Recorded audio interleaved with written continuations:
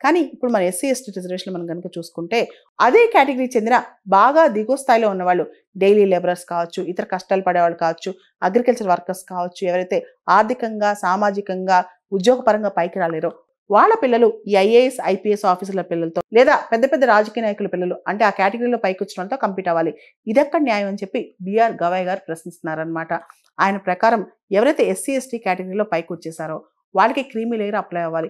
SC ST reservations అనేవి నిజంగా needy ఎవరికైతే నిజంగా అవసరం ఉందో వాళ్ళకే వెళ్ళాలన్నమాట. అంటే ఆ కేటగిరీలో బాగా వెనకబడిన వాళ్ళకే ఆ రిజర్వేషన్ పాలసీ అప్లై అవ్వాలి. ఎవరైతే ఆ కేటగిరీలో ఉపయోగించి పైకి వచ్చేసారో వాళ్ళకి ఆ రిజర్వేషన్ అప్లై కాకూడదని ఆయన ఆలోచన అనమాట. దీనికి సంబంధించి అసలు ఎస్సీ ఎస్టీ కేటగిరీలో క్రీమీ లేయర్ తేవాలా వద్దా అనే పెద్ద డిబేట్ దేశం మొత్తం ఉందన్నమాట. మనం చూస్తే ఓబీసీలో ఈ క్రీమీ లేయర్ అనే concept Indira Sawhney versus Union of India లేదా మండల్ కేసు నుంచి స్టార్ట్ అయింది. సో ఓబీసీ కేటగిరీలో ఎవరైతే ఆర్థికంగా పైకి వస్తారో ఉద్యోగపరంగా పైకి వస్తారో వాళ్ళని క్రీమీ లేయర్ అని చెప్పి వాళ్ళకి ఒక క్రైటీరియా పెట్టి వాళ్ళకి రిజర్వేషన్ బెనిఫిట్స్ ఇవ్వరనమాట. అలాంటి క్రైటీరియానే ఎస్సీ ఎస్టీకి రావాలని చెప్పి కూడా ఇప్పుడు చాలా మంది నిపుణులు అభిప్రాయపడుతున్నారు.